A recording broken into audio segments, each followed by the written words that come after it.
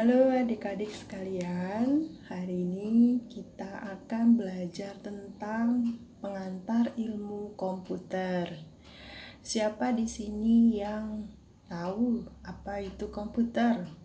Ya, komputer sering kita gunakan ya dalam keseharian untuk bikin tugas, untuk daftar kuliah ya, untuk ujian dan banyak ya.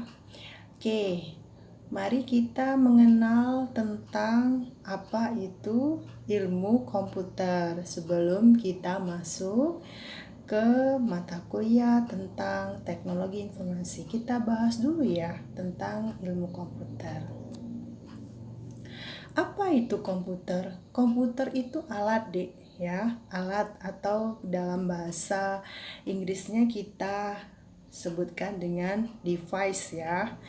Nah, komputer ini kerjanya di bawah kontrol program ya. Jadi semua program di dalam komputer itu berfungsi untuk menjalankan komputer ya. Ini apa saja yang dilakukan oleh program tersebut? Banyak ya, Dek. Dengan program tersebut kita bisa mengedit, ya kan? Kemudian mengedit tugas, bisa menyimpan, ya, menerima dan proses data serta menghasilkan informasi yang merupakan hasil dari pemrosesan itu. Bingung ya? Ya, jadi bisa kita simpulkan bahwa komputer itu adalah alat ya, alat yang bekerja di bawah program. Ada program yang mengendalikannya. Di dalam program itu terjadi penyimpanan, penerima, menyimpan, memproses ya, dan menghasilkan informasi ya. Oke. Kemudian bagaimana terjadinya sejarah komputer itu, gimana sih kejadiannya? Baik, saya akan ceritakan ya, Dek. Silakan simak baik-baik. Jika adik-adik menyukai video yang saya bagikan, silahkan like dan subscribe ya, dan boleh di-share supaya saya bisa lebih semangat lagi untuk membagikan ilmu pengetahuan ya. Oke, yang pertama adalah generasi pertama ya. Pertama, komputer itu dibuat menggunakan katup elektronik itu pada tahun sekitar 1940. Contohnya adalah ESA, EDVAC, Leo dan Univac 1 ya. Itu generasi pertama. Kemudian generasi kedua, komputernya lebih handal menggunakan yang namanya transistor. Itu terjadi pada tahun 1950 ya. Contohnya adalah Leo Mark II, Atlas, IBM 7000 series ya. Kemudian generasi ketiga ini komputernya lebih berdaya guna, lebih reliable dan lebih compact ya, yang menggunakan sirkuit terpadu itu sekitar tahun 1960. Contohnya adalah ICL 1900 series dan IBM 360 series. Kemudian generasi keempat, komputer generasi keempat ini yang biasa kita gunakan saat ini ya, di laptop ya kan, di HP ya. HP sekarang kan sudah canggih ya, adik-adik bisa untuk mengedit Word, mengedit Excel, mengedit foto dan sebagainya. Nah, di generasi keempat ini ya menggunakan sirkuit terpadu kompleks yang disebut dengan large scale integration atau LSI ya, yang kita gunakan sekarang ini, atau very large scale, tergantung kepada jenisnya. Yang kemudian yang kelima adalah generasi kelima. Nah, generasi kelima ini lebih canggih ya. Komputernya bisa punya kemampuan berkomunikasi, bercakap-cakap dengan manusia. Bisa dicontohkan adik-adik? Ya, salah satunya adalah robot ya. komputer yang bisa bercakap kepada manusia. Kalau adik-adik sering menonton film, ya di situ akan banyak ya film-film animasi di mana komputer robot itu bisa bercakap kepada manusia ya, meniru perasaan manusia. Jika dia sedih ya, jika dia senang, dia akan mengekspresikan perasaannya. Nah, itu dinamakan pada generasi kelima ya. Dia punya intelijensi seperti manusia. Kemudian bagaimana jenis-jenis dasar komputer itu ya. Komputer itu ada berbagai jenis dasarnya. Yang pertama adalah komputer digital ya. Komputer digital ini komputer yang memproses data yang dipresentasikan dalam bentuk yang berlainan, misalnya 0, 1, 2, 3 ya. Dengan beroperasi padanya secara bertahap ya. Jadi ada kalau 0, 1, 2 itu namanya digital komputer. Nah, kalau analog komputer itu sejenis instrumen yang pengukur. Contohnya apa? Termometer ya kan. Kalau termometer juga tidak hanya yang pakai air raksa. Sudah pernah tahu termometer ya? Adik-adik bisa melihatnya di lab keperawatan atau bisa juga lewat sumber ya, referensi ya.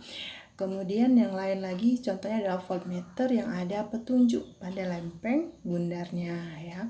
Komputer jenis ini punya proses data dalam bentuk voltase elektrik ya, dan outputnya itu dalam bentuk grafik halus. Kita bisa membaca informasi dari grafik tersebut ya. Kemudian ada yang ketiga adalah hybrid komputer. Dia adalah penggabungan ya dari analog dan digital ya. Kemudian bagaimana menurut penggunaannya? Komputer itu dibagi. Yang pertama adalah word processor, komputer yang punya tujuan khusus. Contohnya apa? Misalnya bikin dokumen kantor, seperti adik-adik misalnya bikin makalah, ya kan, bikin surat, bikin kontrak, misalnya, dan lain sebagainya. Kemudian ada namanya komputer rumah tangga, ya. Komputer rumah tangga ini adalah jenis komputer yang punya kemampuan yang terbatas ya untuk penggunaan domestik ya. Contohnya apa? Untuk pengontrolan keuangan di rumah tangga atau misalnya untuk game yang di rumah. Kemudian yang ketiga adalah personal komputer. Komputer untuk digunakan secara pribadi. Contohnya apa? Ya, contohnya itu misalnya adalah PC. Tahu PC ya. PC itu kalau kita sini sering sebut juga dengan CPU ya. Kemudian ada workstation. Workstation itu PC yang punya kemampuan membentuk jaringan dengan komputer lainnya. Jadi dia bisa bertukar informasi dengan komputer lainnya. Kemudian ada server ya, punya kemampuan untuk menghubungkan dan mengatur jalannya data dari workstation dengan workstation lainnya. Server kita misalnya apa, Dek? Server kita contohnya apa? Server kita itu contohnya adalah misalnya dari Poltekkes Palembang, server wifi ya, server wifi internet ya. Oke, selanjutnya klasifikasi berdasarkan ukuran dan kemampuannya. Yang pertama adalah mikrokomputer. Apa sih mikrokomputer itu? Adalah jenis komputer yang paling banyak pada saat ini ya. Untuk kemajuan teknologi ya. Kemudian ada namanya mini komputer. Mini komputer itu jenis komputer yang digunakan untuk aplikasi tertentu ya, biasanya kecepatannya tinggi dan memorinya besar. Kemudian yang ketiga adalah mainframe. Apa itu mainframe? Mainframe itu adalah jenis komputer di atas mini komputer ya. Dia bisa menyimpan, menghasilkan informasi. Lanjut kita ke hardware. Kalau hardware sudah pada hafal semua ya, sudah di luar kepala. Hardware, perangkat keras. Contohnya apa? Contohnya adalah keyboard, kemudian CPU, kemudian monitor ya, kemudian HP ya. Itu adalah hardware. Tuh. Kalau software itu yang program-program di dalam komputer. Contohnya apa, Adik? Misalnya ada Microsoft Word, Microsoft Excel ya. Kemudian ada namanya antivirus ya.